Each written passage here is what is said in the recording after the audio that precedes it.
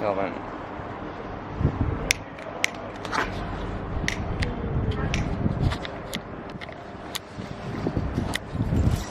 Right. This is where we are.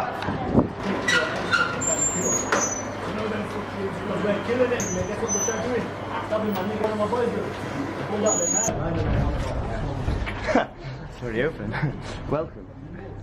I'd gotten out of prison almost 3 years ago. Well, it was 3 years ago last Friday, so it's like 15th, 16th of March 2015. I went to HMP Doncaster straight away from Sheffield Crown Court, and the whole experience of it was pretty mad.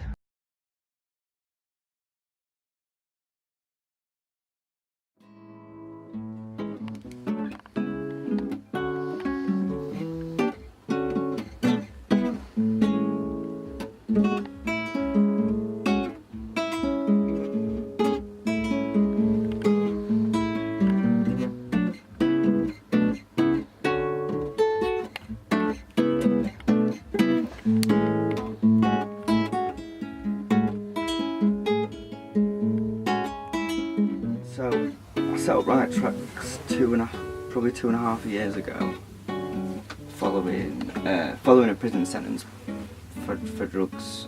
But that's not necessarily the main thing behind it. Like my background's in music generally. I've been a musician since I was 13 years old, so half my life now.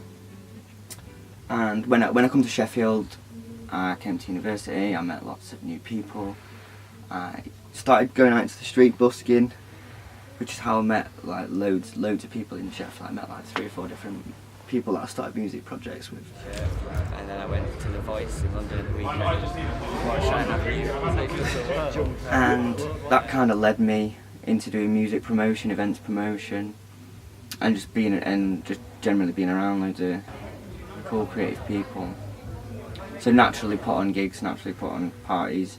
When I was at uni, we used to rent out speakers and rent out decks and throw house parties and like kind of run all those kind of things. So it was all a natural extension of that. And then but I used to run it under a name called Artificial Constructs, which was like a blog my friend set up at university called Sam. And then we started running events together and tried to start this platform that was not just about music but about art and underground creative culture in general. Obviously, while that was kind of getting going, I was juggling a lot of shit. Well, not a lot of shit, like just doing a lot of stuff, like a lot of activities. So I was like doing history degree, played in 3 bands, running club nights, selling drugs, doing loads of shit. And that's what kind of led me to slip up, I guess, and then get caught with drugs before I finished my university degree. So that put everything on hold.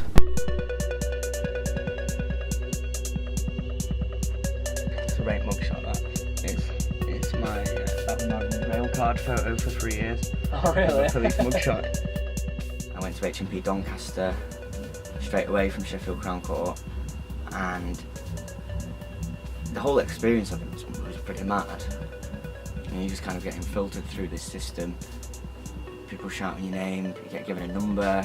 But I think once I got used to it, like as soon as I got there, I wanted to do something with my time. So I started teaching lads how to read and write, how to write letters to their loved ones, how to play the guitar. I met some like people that are probably gonna have an impact on me for the rest of my life, really. And some of them were like life sentence prisoners, you know, some of them were like people that murdered people. And I made friends with them, and like they give me their belonging, like give me a guitar. Like this guy was doing an 18 years for murder. I'd been in the jail like 3 months, hadn't played a guitar in 3 months. Picked his up, and he was like, "Yeah, you need that. Like, you're gonna make more use of that than me." The whole prison experience really was just an eye-opener. There's loads of talented lads in there, and there's loads of like, well, the way I saw it was, it's just like people in prison are people who've been caught for doing things. People who are outside of prison are just as naughty and are just as bad, but they just haven't been caught. Do you know what I mean? So it's not really like they're a million miles away from you or me. So it's just me trying to think there are lots of people in there that have a use or can support each other, and whether that's through music or through teaching or anything else. So I actually found it quite an experience.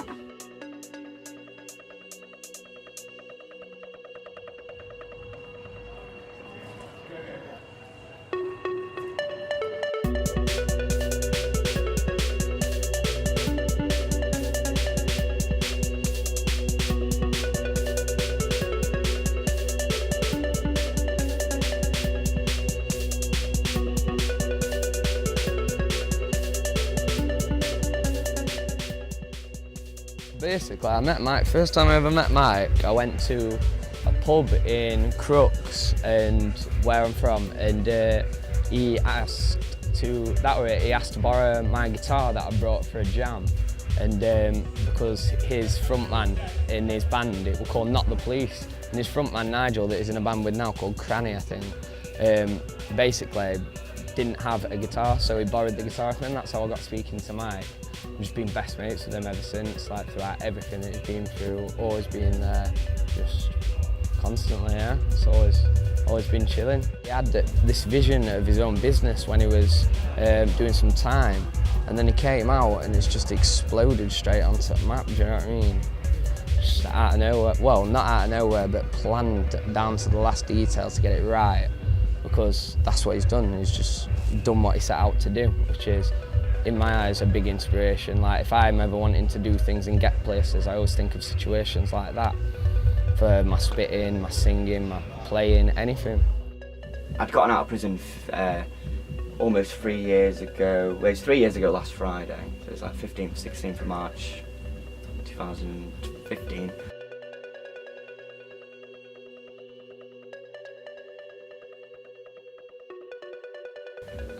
Immediately got to work on a crowdfunding campaign. Asked for about £2 grand, 1,500 quid, £2 grand to do our first event. So the proposal was basically we want to throw our first big launch event, get as many people from Sheffield involved in it, and then we'll go from there. So I did a night at Yellow Watch Studios. That was the launch night we did, and it probably had over 100 different artists involved in it. We had a rig out in the courtyard at Yellow Arch. We had like dance music and acoustic music, live performances on it.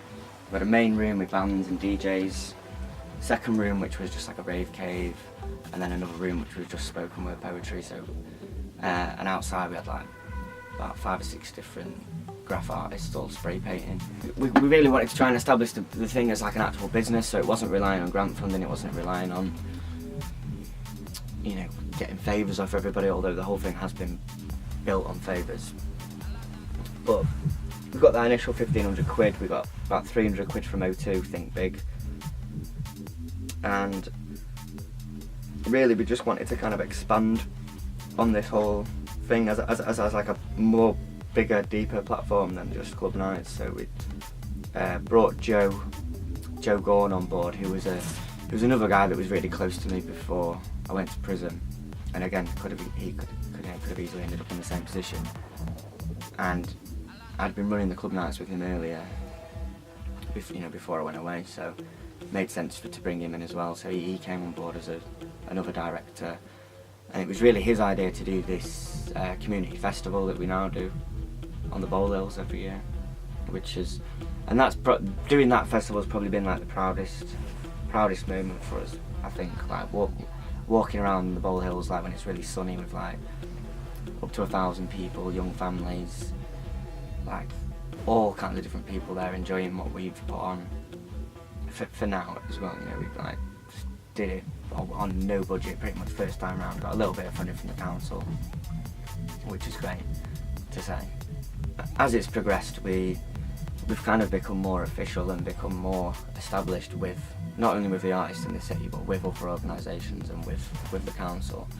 So which has led us to get this place, really, because we through our involvement with Reform Radio, we got linked up with an organisation called the School for Social Entrepreneurs. So I went to them with the business proposal for a £4,000 start-up grant, and they loved the idea. They bought into it, gave us the money, I got 12 months worth of like business guidance and enterprise training, which is all of that stuff came a year before we even had an opportunity to get a place. Having got the money, we had money to actually get a unit when it came up, and having had all of that experience in like accounting and business planning. I think the aim for us was always getting somewhere that could be a central hub for everything, and that where you could have different artists working together in the building, different people could come through and use it, and now we've got it.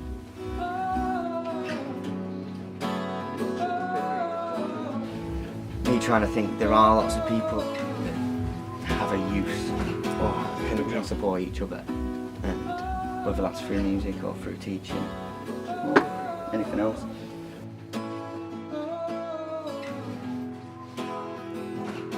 I think we have two of these on the intro.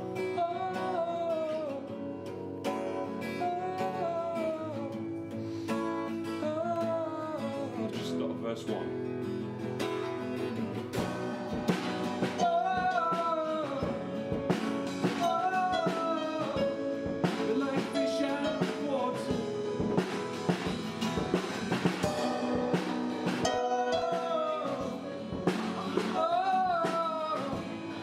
Like fish out of water.